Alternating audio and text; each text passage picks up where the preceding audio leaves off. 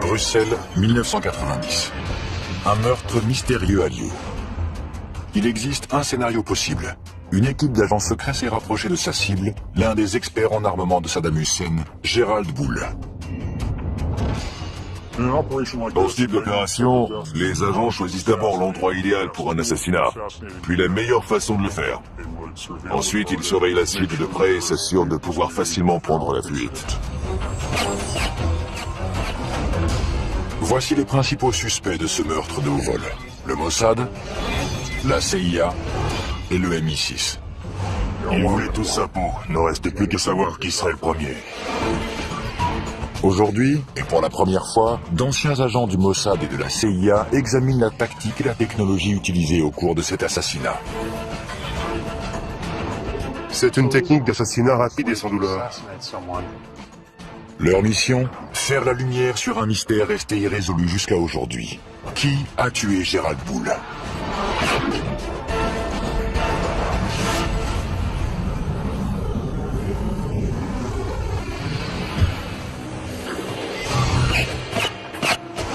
Un scientifique véreux, expert en armement, est abattu froidement. Les assassins disparaissent sans laisser de traces. Qui est derrière ce meurtre et quel est le mobile? Encore aujourd'hui, nous avons davantage de questions que de réponses quant au meurtre de Gerald Bull. 20 ans après les faits, une équipe d'ex-agents secrets israéliens et américains sort de l'ombre pour analyser ce crime et nous révéler un univers inconnu. Il y a une excellente scène du film La mémoire dans la peau, où le supérieur de Jason Bourne lui dit qu'il n'est pas simplement payé pour assassiner des gens, mais pour les assassiner et faire croire que quelqu'un d'autre est responsable. Ça fait partie du métier. C'est un univers de surveillance, de trahison et d'habileté technologique. Les missions sont organisées pendant plusieurs années et leur succès repose sur l'entraînement et l'instinct d'un agent sans visage et sans identité, l'agent secret. J'ai passé 13 ans au sein du Mossad. Pendant les 7 premières années, j'étais un combattant, c'est-à-dire un agent clandestin. Les actions d'un bon espion peuvent réellement changer le cours de l'histoire. L'espionnage est la deuxième profession la plus ancienne du monde et l'une des plus dangereuses. J'ai été un agent traitant de la CIA pendant de nombreuses années. Je travaillais en clandestin. Il n'existe pas d'immunité diplomatique pour ce genre de mission. C'est un peu comme un soldat qui se fait arrêter alors qu'il ne porte pas d'uniforme. La punition est bien plus sévère. Il existe une trace de ces dangers. 102 étoiles gravées sur le mur commémoratif du siège de la CIA à Langley. Chacune d'entre elles représente un agent qui a sacrifié sa vie. Le véritable risque d'un agent clandestin est d'être découvert. À terre! Plus vite! Ça peut devenir moche. Le risque est important et impossible à éviter. Les espions risquent leur vie chaque fois qu'ils entrent en territoire ennemi. Mais il existe une mission en particulier qui est bien plus dangereuse que les autres. Il s'agit de l'opération clandestine et mortelle appelée liquidation. Les opérations clandestines de liquidation sont très rares. Au cours d'une de ces opérations, dont la cible était un leader terroriste, j'ai été chargé de poser un engin explosif sur le ferry dans lequel il voyageait. Je ne sais pas comment l'opération s'est terminée, on m'a juste dit qu'elle avait réussi, et c'est tout ce que j'avais besoin de savoir. Ce sont des gens qui ont du sang sur les mains et qui ont tué d'innocentes victimes. La seule façon de les empêcher de mener à bien leur prochain attentat, c'est de les éliminer. Les services d'espionnage s'intéressent aux terroristes depuis des décennies. Mais ce ne sont pas les seuls à figurer sur leur liste des cibles à liquider. Les autres personnages qui les intéressent sont les trafiquants et les fabricants d'armes, qui ne sont pas rattachés à une organisation. À la fin des années 80, un homme attire l'attention de tout le monde. Le scientifique canadien spécialiste en armement, Gerald Bull. Gerald Bull avait été approché par plusieurs services de renseignement, parmi eux ceux du Canada et des États-Unis. Il voulait travailler avec les deux. Avant 1980, le scientifique a travaillé pour les deux gouvernements. Il rêve de créer un super canon capable de lancer un satellite en orbite. Son travail était dédié à l'amélioration des canons pour pouvoir tirer à très grande distance. Mais d'anciens agents affirment que ce génie de la science possédait un côté plus sombre. Les scientifiques qui inventent des armes sont en premier lieu fidèles à la science. Ils ne se considèrent pas comme des fabricants d'armes capables de massacrer des millions de personnes. C'est comme l'homme qui organisait les horaires des trains à destination des camps de concentration. Il pensait n'être qu'un employé des chemins de fer. Il ne se considérait pas comme un meurtrier de masse. Il est intéressant de savoir que Gerald Bull était l'une des 3 seules personnes de toute l'histoire des États-Unis à avoir obtenu la nationalité américaine grâce à une loi du Congrès. C'est assez ironique, puisqu'en réalité, Gerald Bull se moquait parfaitement d'avoir ou non la nationalité américaine. Il ne s'intéressait qu'à sa technologie et à ceux à qui il pouvait la vendre. Peu lui importait le passeport qu'il avait en poche. Il avait de nombreux ennemis car il travaillait pour plusieurs États voyous. Il était impliqué dans diverses transactions avec de l'argent sale et il se mettait donc en danger sur 2 fronts différents. En 1980, Gerald Bull enfreint les lois américaines sur l'armement et il est accusé de trafic d'armes avec l'Afrique du Sud. Il est condamné à 6 mois d'emprisonnement dans une prison fédérale. Gerald Bull était à 2 doigts de mettre au point un système balistique qui aurait pu nous protéger de tous nos ennemis pendant très longtemps. Je ne sais pas ce qui s'est passé quand il a rompu avec la CIA, mais à l'époque, c'était une star. Quand Bull ressort de prison, il n'a plus de patrie. Il projette de construire son super canon et de le vendre au plus offrant. Il a de nombreux clients potentiels. La Chine, l'Iran et un peu plus tard, l'Irak. Le gouvernement irakien a adoré son idée et s'est mis à la financer.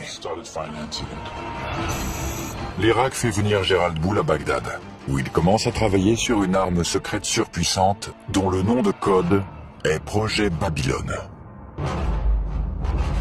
Le projet Babylone était un canon gigantesque et très puissant, capable de lancer un obus de la taille d'une voiture à une distance d'environ 1000 km. Si le rêve de Gerald Bull devient réalité, Saddam Hussein gagnera une arme capable de semer le chaos au Moyen-Orient. Bien évidemment, un tel projet ne passe pas inaperçu des services secrets du monde entier.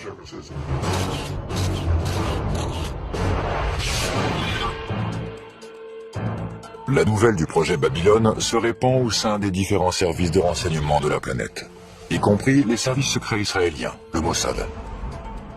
L'Irak avait déjà menacé plusieurs fois d'entrer en guerre contre Israël. Le Mossad dédiait par conséquent énormément de temps et d'argent au recrutement d'officiers supérieurs de l'armée, de scientifiques et de membres du parti basse.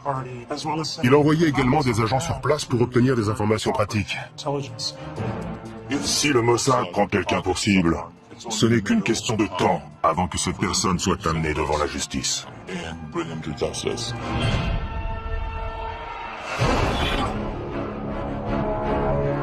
En Irak, Gerald Bull est très bien protégé. Chaque jour, l'étape finale de la construction de son super canon se rapproche.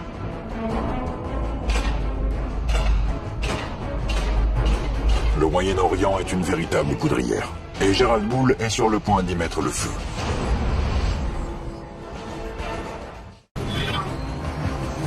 Irak, 1989. Le scientifique Gerald Bull, spécialiste en armement, travaille d'arrache-pied à son chef-d'œuvre, un super canon de 156 mètres de long, capable de semer le chaos au Moyen-Orient. Il s'est mis à travailler au service de Saddam Hussein, qui a déjà plusieurs armes de destruction massive et qui finance la fabrication de son canon. Cette arme aurait fourni une meilleure précision aux munitions. Bull était en train de rendre l'armée irakienne plus puissante. Nous ne disposions que de très peu de renseignements sur l'avancée des travaux sur ce super canon. Nous n'avions pas les agents nécessaires sur place. Cependant, il semble que le développement de la nouvelle arme de Gerald Bull soit surveillé de près par le Mossad, le service de renseignement israélien. Les informations recueillies par le Mossad concernant ce projet venaient de sources diverses. Certains renseignements étaient d'origine humaine et venaient de personnes haut placées dans le régime irakien qui avaient été recrutées et fournissaient des informations à des agents traitants du Mossad. Ce n'est plus le cas aujourd'hui avec les terroristes actuels, mais à l'époque, les Irakiens étaient encore sensibles aux méthodes de recrutement traditionnelles qui sont utilisées depuis que l'espionnage existe. Le ROHUM, ou le renseignement d'origine humaine, est l'art de recueillir des informations par le biais d'entretiens, d'interrogatoires, de corruption et de chantage. Si vous révélez des informations secrètes, nous mettons ces informations sous surveillance et en échange, vous recevez une somme d'argent considérable, à la condition que vous fournissiez un produit de grande valeur. Pour les agents clandestins en Irak, le prix à payer peut être très élevé. Lorsque les agents du Mossad opèrent au sein des pays cibles, ils prennent le risque d'être torturés, exécutés ou emprisonnés. Il est très peu probable qu'ils revoient la lumière du jour une fois découverts. Le pire cauchemar des espions, c'est un séjour dans la chambre des horreurs, où l'on procède à l'arrachage des ongles. Il faut éviter cet endroit à tout prix. Car c'est là qu'on vous arrache les ongles. Vous êtes complètement épuisé et on vous attaque de toutes les façons. Vous subissez une torture psychologique. On essaie de vous humilier et surtout de vous faire craquer. Mais bien sûr, certains d'entre nous possèdent une force qui leur permet de résister. Pour éviter la chambre des horreurs, un espion doit toujours avoir des yeux derrière la tête, même s'il ne quitte jamais sa cible du regard. Lorsqu'on met en place une opération de surveillance, il ne faut jamais oublier que l'ennemi va utiliser des techniques de contre-surveillance. Prendre des photos d'un sujet est un acte agressif qui éveille les soupçons. Une grande partie de notre information est dédiée à la photographie clandestine. Et c'est l'un des éléments essentiels du métier que tout espion se doit de maîtriser.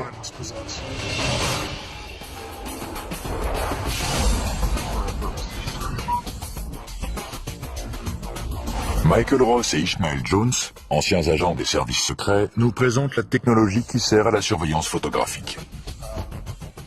Ceci est un étui à lunettes. C'est un appareil photographique très ingénieux.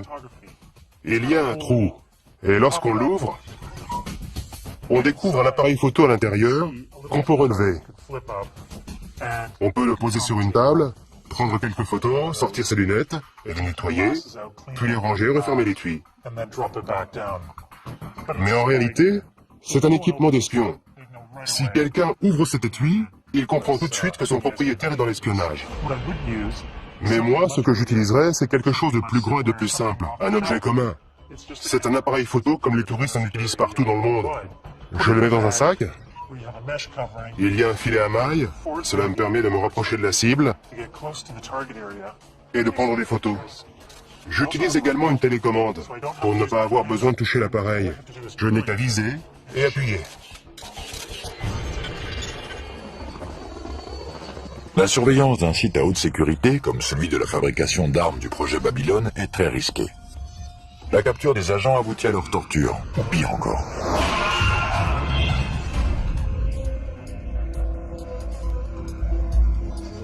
Il ne faut pas qu'on puisse nous repérer en train de prendre des photos depuis un véhicule. C'est tellement facile de se faire tuer dans un pays cible. L'une des techniques qu'on peut utiliser, c'est celle de la boîte de mouchoirs. On laisse quelques mouchoirs à l'intérieur et on y place l'appareil photo. Puis on l'installe sur le tableau de bord comme ça. Je choisis la position idéale pour pouvoir prendre des photos des cibles que je veux immortaliser. Et voilà, je suis juste assis dans ma camionnette, les mains sur le volant. Je n'utilise même pas l'appareil. Jabal Amrin en Irak, 1989. Gerald Bull teste une version réduite de son supercanon, le Mini Babylone. Il travaille également à l'amélioration du système balistique des missiles Scud de Saddam Hussein. Ces avancées pourraient avoir de terribles conséquences. Sa mission consistait à fabriquer des obus et des bombes qui transporteraient des armes chimiques et biologiques. Leurs effets auraient été catastrophiques. Pendant ce temps-là, le canon Babylone de 156 mètres de long en est encore au stade du balbutiement. Le nom de code du projet est PC2, pour complexe chimique numéro 2. Des tuyaux en acier parviennent d'Europe en Irak pour un soi-disant projet pétrochimique. Mais ils serviront à construire le canon du véritable Babylone. Au cas où Israël considérait ce super canon comme une menace potentielle, l'une des solutions consisterait à bombarder le site. Mais la géopolitique de la région rend cette option extrêmement risquée. Envoyer l'armée de l'air israélienne dans l'espace aérien des pays voisins qui faciliterait un bombardement est très difficile et très compliqué. Ce n'est pas une action qu'Israël peut mener sur un coup de tête. Habile, impitoyable et mortel. La réputation d'assassin de personnages importants du Mossad est légendaire.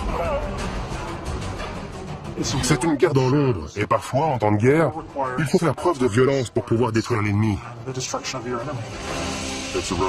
Le Mossad encourage cette réputation, car il pense qu'elle effraie ses ennemis et qu'ils hésiteront donc à attaquer. Gerald Bull et son canon surpuissant, financé par Saddam Hussein, représentent une menace potentielle aux yeux d'Israël. Le projet attire maintenant l'attention des services secrets du monde entier. Il venait en aide à l'Irak, et il savait pertinemment que ce pays était devenu l'ennemi des États-Unis. Le projet d'armes secrètes de Gerald Bull implique toute la planète. Des éléments essentiels à sa construction ont été fabriqués dans plusieurs pays différents. Gerald Bull effectue plusieurs allers-retours entre Bruxelles et le Moyen-Orient, et il reste quasiment intouchable lorsqu'il est en Irak. La logistique d'un assassinat alors qu'il est sous la protection du régime irakien est beaucoup trop compliquée. Il s'agit d'une opération d'une envergure trop importante pour être menée à bien. L'un des scénarios envisagés est d'attirer le scientifique hors d'Irak, en le faisant venir à Bruxelles à l'aide d'une tactique très utilisée. Flatter l'ego de la cible. Une fausse conférence a été annoncée et il était invité à intervenir et à prononcer le discours liminaire de cet événement fictif. Les services de renseignement ont les moyens d'organiser une conférence, de faire venir des participants, financer l'événement et inviter la cible à y participer en flattant sa vanité. On lui dit « Nous savons que vous êtes le plus grand spécialiste en canon du monde et nous aimerions que vous participiez. » Selon Yuval Aviv, ceux qui essaient de piéger Gerald Bull l'ont alléché davantage en utilisant un pot de miel. Le pot de miel est un terme qui remonte à l'époque de la guerre froide. Le pot de miel, c'est une femme qui était probablement chargée de l'attirer hors d'Irak jusqu'en Europe. Il s'agissait certainement d'une jeune journaliste. Dans le cas de Gerald Bull, je ne suis pas certain qu'il y eut un pot de miel. Je pense qu'il voyageait régulièrement en Europe, puisque c'est là qu'il conduisait ses affaires. C'était beaucoup plus simple d'attendre qu'il revienne en Europe et le cibler ensuite.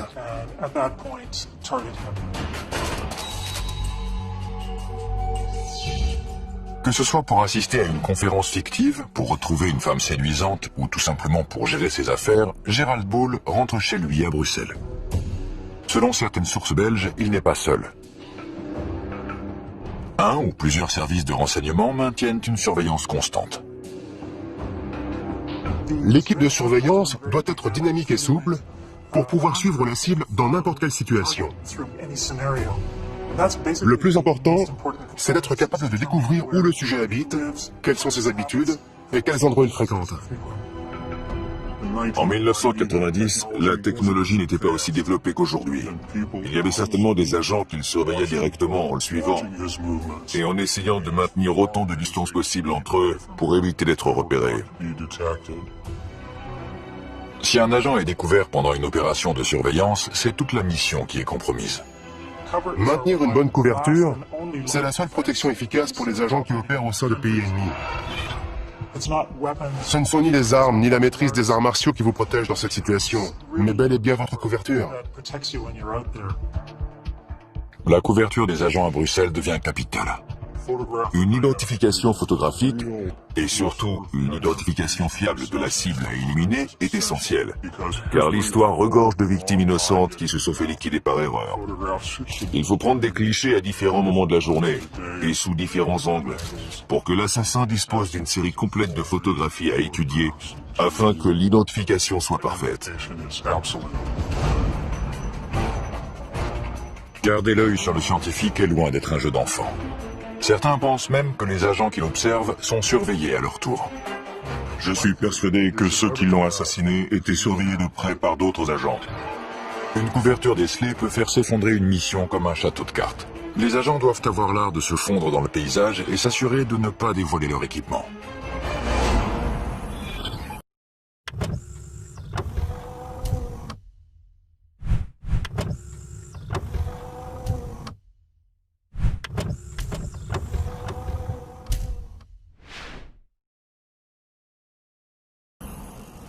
Celui-ci peut se transformer en... Michael Ross, ancien agent du Mossad, et Ishmael Jones, ancien agent de la CIA, nous expliquent les dangers de l'utilisation de matériel d'espionnage.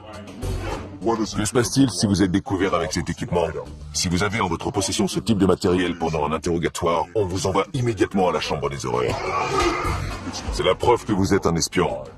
Si vous utilisez ce type d'objet, c'est que votre quartier général vous a confié une mission d'espionnage et les raisons pour lesquelles vous pourriez avoir besoin d'un tel équipement sont plus qu'évidentes. C'est ça qui me plaît dans cet objet. Il est ce qu'il est. Il n'est pas camouflé. Il ne reste plus qu'à sortir l'antenne, relever les sécurités, et une fois la lumière allumée, si j'appuie sur ce bouton, boum, quelque chose va exploser quelque part. D'un autre côté, il existe ces appareils de communication qui sont très intéressants et de très bonne qualité. Si on ouvre cet étui à cigarette, on découvre l'appareil qui permet de communiquer. C'est formidable.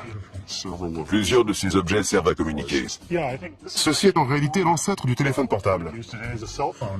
Ce côté devient un micro, une fois retourné et mis en contact avec l'intérieur. On sort l'antenne et on peut communiquer. Mais le problème, comme souvent, c'est que même refermé, on peut voir que ce n'est pas un simple stylo, mais qu'il s'agit d'un appareil de communication. J'imagine déjà les interrogateurs en train de démonter. Ouais. Et de disposer toutes les pièces sur une table. La première chose qu'ils font une fois qu'ils vous ont attaché à une chaise, c'est de fouiller tous vos vêtements et vos affaires et de démonter tout ce qu'ils trouvent. On peut inventer des cachettes très ingénieuses, mais ils les découvrent toujours très rapidement. Règle numéro 1 de l'espionnage, ne pas être pris. Règle numéro 2, le moindre petit détail peut signer votre arrêt de mort. La préparation des agents du Mossad est un rituel consistant à passer soigneusement en revue chaque objet, chaque vêtement et chaque accessoire qu'ils vont emmener. On peut monter une opération gigantesque, mais si un de nos vêtements porte une étiquette fabriquée en Israël, tout s'effondre comme un château de cartes.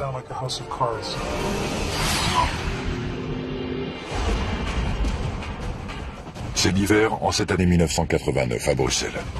Cachée quelque part dans la ville, une équipe d'agents secrets met probablement au point un plan pour éliminer leur cible. L'étau se resserre autour de Gerald Bull. Mars 1990. Gerald Bull est de retour à Bruxelles. Il est probablement suivi.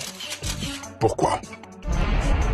À cause du programme de développement de missiles de Saddam Hussein et d'un super canon top secret dont le nom de code est Projet Babylone. Il s'agit d'une arme dont la portée devrait atteindre 1000 km. Le rayon qu'il traçait depuis Bagdad couvrait la totalité du Moyen-Orient. C'était l'arme et l'engin balistique les plus incroyables qui aient jamais existé. À quelques mois de l'invasion du Koweït, la machine de guerre irakienne se met en marche. La version miniature du super canon de Gerald Bull, le mini Babylone, a déjà été testée. À ce moment-là, tous les services de renseignement du monde sont au courant de ce qui se passe et le surveillent de très près. L'un des partis qui souhaite ardemment qu'Hussein n'ait jamais ce canon sont les Iraniens. En plus des Iraniens, le Mossad est de la partie. La CIA également, puisqu'elle sait exactement de quoi Gerald Bull est capable. Il a travaillé pour eux auparavant.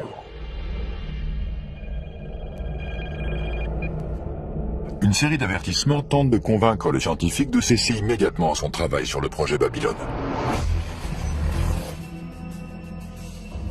Gerald Bull pense que des cambrioleurs se sont introduits plusieurs fois chez lui.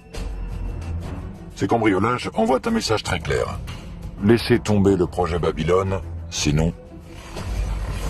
Un autre scénario possible est une tentative audacieuse de la part des agents secrets pour garder un œil sur les communications de Gerald Bull, en utilisant le ROM, ou renseignement d'origine électromagnétique. Il s'agit de l'interception de tout type de communication utilisant les ondes. Les conversations téléphoniques, les fax ou les téléx. En résumé, tout ce qui peut être envoyé électroniquement est la cible du ROM. La CIA utilise depuis très longtemps ce type d'opération technique, qui consiste à installer des micros, des dispositifs d'écoute et de surveillance d'appels téléphoniques.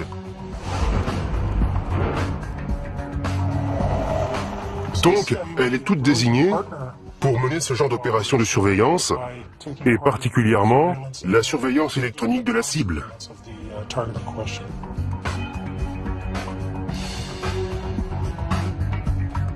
L'écoute électronique est une compétence qui s'acquiert après des années de formation. L'ancien agent de la CIA Ishmael Jones nous dévoile l'univers des micros et des transmetteurs cachés. Ces appareils de surveillance électronique permettent d'en apprendre davantage sur les cibles. On a placé des dispositifs datant de la guerre froide dans certains objets de cette pièce. Dans ce téléphone, par exemple. Voici l'appareil d'écoute. Il n'espionne pas la ligne téléphonique, mais écoute les bruits de la pièce en général, et bien entendu les conversations téléphoniques également. En voici un autre installé sous le siège d'une chaise de bureau standard.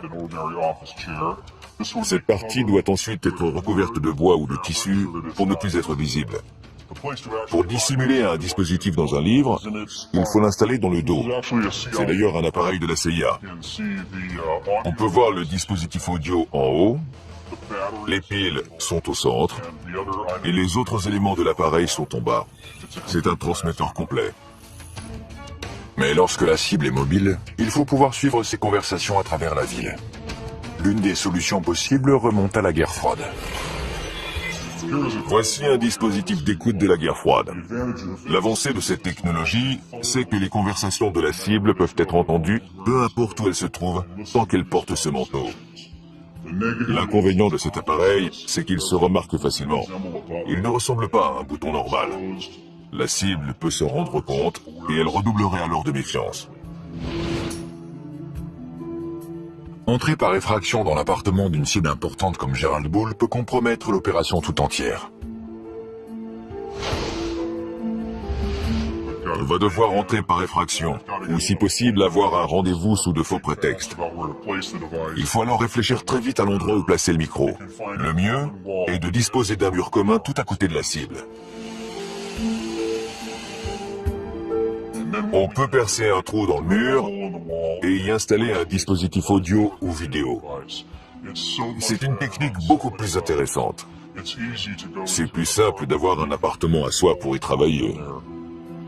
À Bruxelles, Gerald Bull est surveillé de près par une organisation sans visage et sans nom. Il reçoit un ultime avertissement. Cessez votre travail sur le projet Babylone. Mais il choisit d'ignorer la menace. La mission qui tente d'éviter la construction du supercanon de Saddam Hussein passe à la vitesse supérieure. La technique la plus simple pour stopper cette opération est d'éliminer Bull himself. Le spécialiste en armement canadien est condamné à mort. Bruxelles est un endroit idéal pour liquider un homme comme Gerald Bull.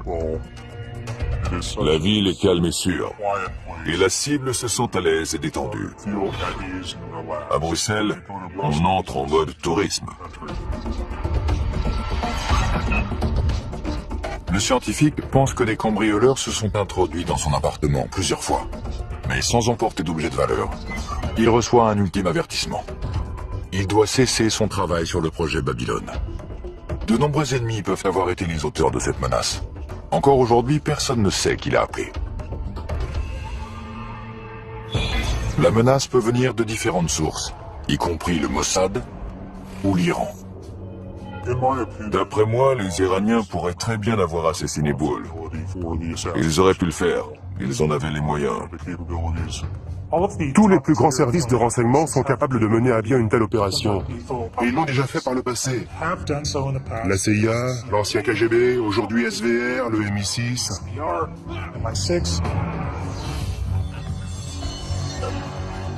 Qui était capable d'assassiner Gerald Bull? Tout d'abord le Mossad, puis le MI6. Les services secrets britanniques, le MI6, auraient utilisé des membres des forces spéciales, le SAS, pour retrouver des agents d'Al-Qaïda. Leur devise est « Qui ose gagne ». Ils sont très efficaces et professionnels.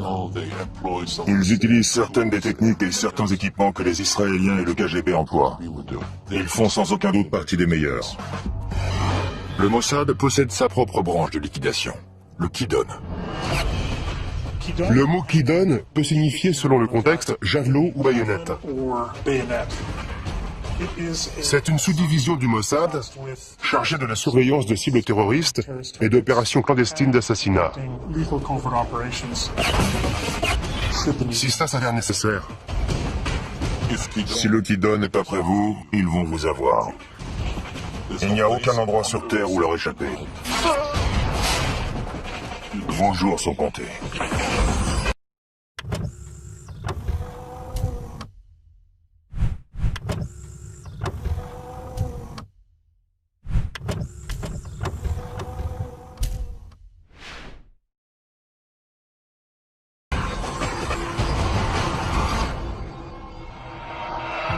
Bruxelles, mars 1990. Le refuge est un élément déterminant dans une mission d'espionnage. L'attente dans un refuge avant le début de la mission, c'est un moment extrêmement stressant. Chaque fois qu'on entend une sirène dehors, on pense que c'est pour soi. Les refuges des espions sont un peu comme des ports en pleine tempête. Ce sont des appartements loués sous de faux noms, avec des informations différentes. Tous les services secrets les utilisent pour se protéger du monde extérieur. Ce sont des endroits où les agents peuvent se réunir, étudier les plans, analyser les opérations et en discuter, faire des débriefings. Au cours des heures qui précèdent une mission, l'équipe examine chaque détail de l'opération. La tactique peut varier, mais une équipe de liquidation standard est composée de plusieurs agents. Le leader est responsable de la sécurité et de la surveillance constante de la cible. Le chauffeur est chargé d'amener l'équipe dans la zone d'action et de l'en extraire. Et le tueur, ou les tueurs, effectuent l'exécution. Un autre élément clé d'une opération secrète de liquidation est le choix de l'arme. Les autres services de renseignement utilisent des armes plus lourdes, c'est-à-dire des gros calibres.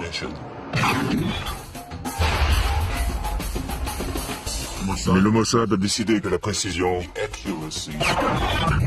est prioritaire.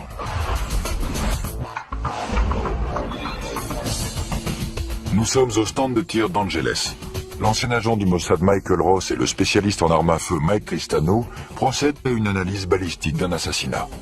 La première marque est celle du tir du 9 mm. Elle a traversé le gel de part en part. Ce type d'arme laisse de sacrés dégâts, sans parler de risquer de tuer un passant innocent qui se tient derrière. Le gel balistique a la même densité que les tissus musculaires humains semi-tendus. Il permet de fixer l'empreinte balistique d'une arme. Le calibre 22 est plus intéressant, car il fait ce qu'un assassin veut, c'est-à-dire pénétrer, pas trop profondément, et exercer toute son énergie dans le corps, le crâne, ou n'importe quel autre endroit atteint. Son énergie n'est pas projetée vers l'extérieur en laissant d'énormes dégâts, quelque chose de très visible. Lorsqu'il s'agit de liquider une cible, il vaut mieux choisir la discrétion.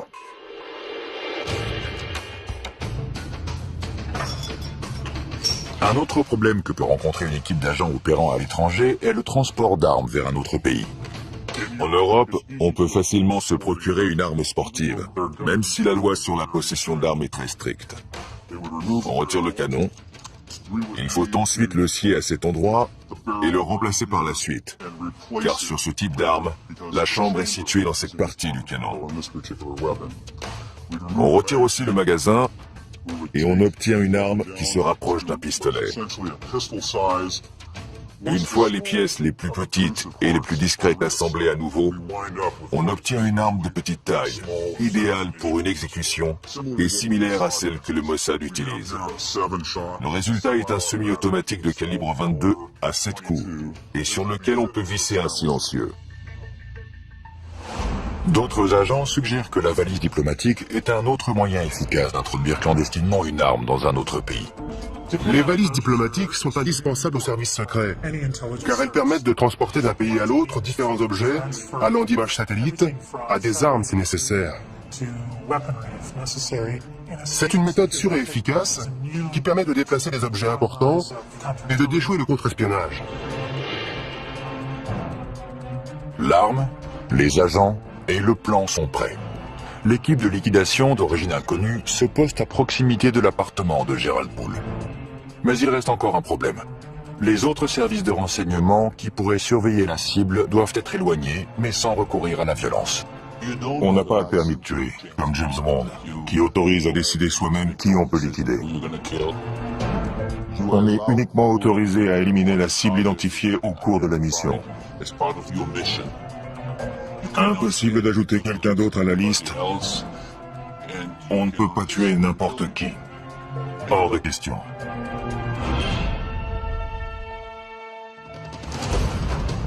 Dans le cas de Bull, s'il était suivi par un troisième pays, la meilleure solution était de distraire l'équipe de surveillance pour l'éloigner.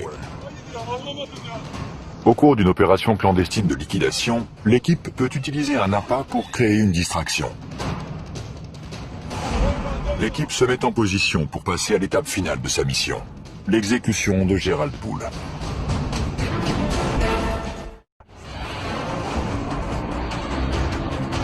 À la veille de la guerre du Golfe, Saddam Hussein a rassemblé un arsenal d'armes de longue portée. Le scientifique expert en armement Gerald Bull est l'un des fers de lance de cette initiative. L'étau se resserre, alors qu'un service de renseignement dont l'identité demeure inconnue le prend pour cible. Il compte l'éliminer avant que son arme détruise l'équilibre précaire du Moyen-Orient. Bruxelles, 22 mars 1990. Une équipe d'agents secrets est en position aux abords de l'appartement de Gerald Bull. Toute la mission et ses mois de préparation dépendent de ce moment précis. S'il s'agissait d'une opération du Mossad, alors les agents devaient être à leur poste pour communiquer les informations et les mouvements de la cible. Si on suit ce scénario, c'est ensuite au tueur désigné, une fois l'identité de la cible confirmée, d'entrer en action. Le tueur doit rester concentré sur la cible et son second se charge de sa sécurité et d'empêcher toute intervention extérieure. Le leader de l'équipe déployée est responsable de leur sécurité lors de l'extraction. Au dernier moment, lorsque tout est en place et que tout le monde est prêt, l'équipe entre en action et procède à l'exécution.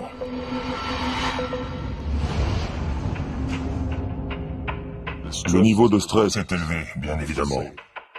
On entend le bruit d'une clé qu'on glisse dans la serrure, puis la porte qui s'ouvre, et on prie pour que ce soit notre cible et non quelqu'un d'autre. Puis la cible se trouve juste devant nous, et c'est là qu'il faut vous en occuper. Et avant que la cible meure, on s'assure qu'elle sait pourquoi on est là. On lui pose la question, vous savez pourquoi je suis là? Et on peut voir sa peur sur son visage, car elle sait pourquoi on est là.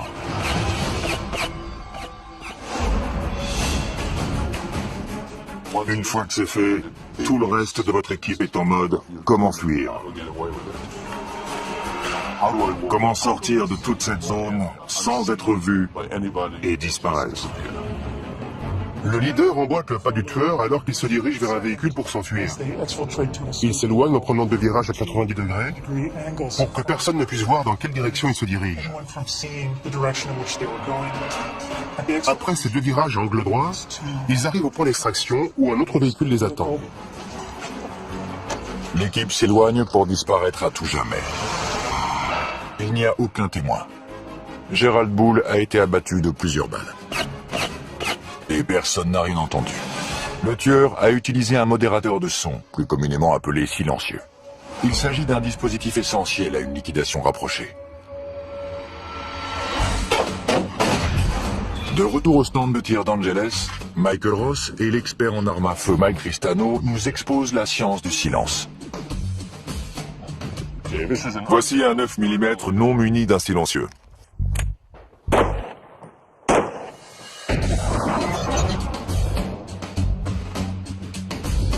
On ne peut pas dire que ce soit une arme silencieuse. Non, absolument pas.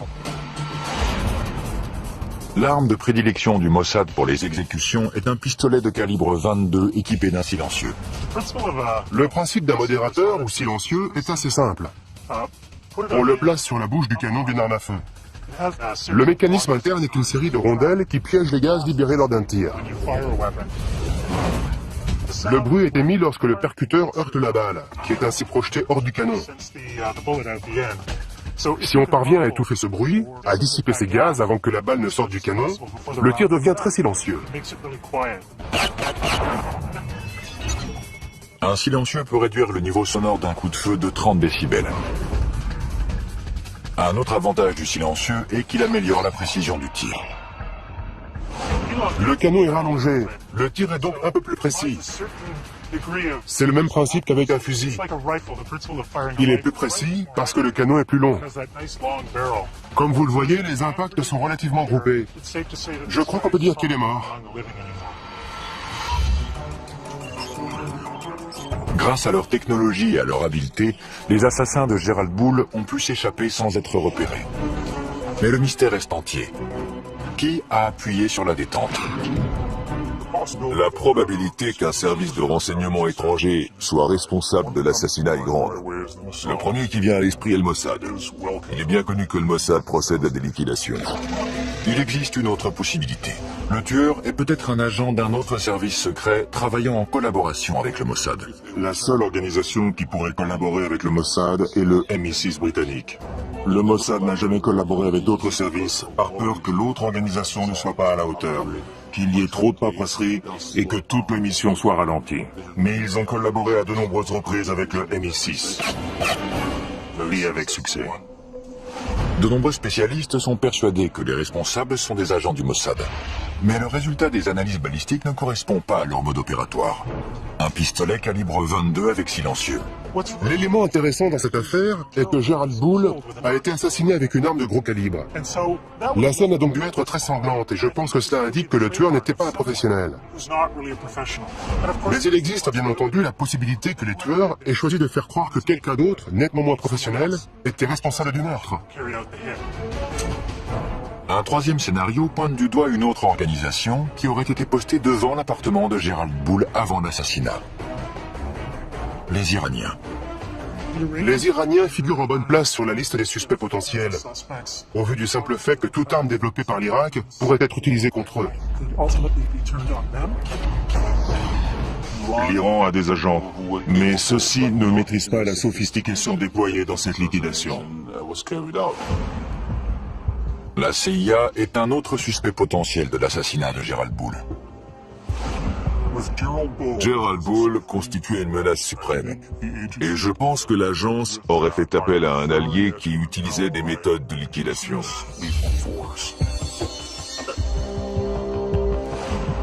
Je ne pense pas que la CIA puisse être impliquée dans un assassinat. Mais il est possible que l'un de ses responsables ait mentionné que Gerald Bull était un problème et qu'il faudrait qu'il soit éliminé. Parfois, ce qui favorise l'action est de se taire alors qu'on sait ce qui se passe. L'univers de l'espionnage est souvent comparé à un palais des glaces. La réalité n'est jamais vraiment ce qu'elle semble être. Le mystère qui entoure la mort de Gerald Bull reste entier. L'identité de l'assassin reste inconnue. Est-ce que certains services de renseignement étaient au courant de l'exécution? Et si oui, combien? Une seule chose reste certaine. Quelqu'un a violemment mis un terme à la vie de ce brillant scientifique. L'enquête sur la mort de Gerald Bull n'a pas été très approfondie. Il semble y avoir davantage de pays satisfaits par sa disparition que de nations qui s'inquiètent du fait qu'il ait été assassiné à Bruxelles. L'exécution de Gerald Bull a été un grand succès, car lorsqu'il est mort, le projet du canon est mort avec lui. Peu importe qui l'a tué, tous les services secrets sont complices. Car tous voulaient sa mort. Il y en a juste un qui a frappé le premier.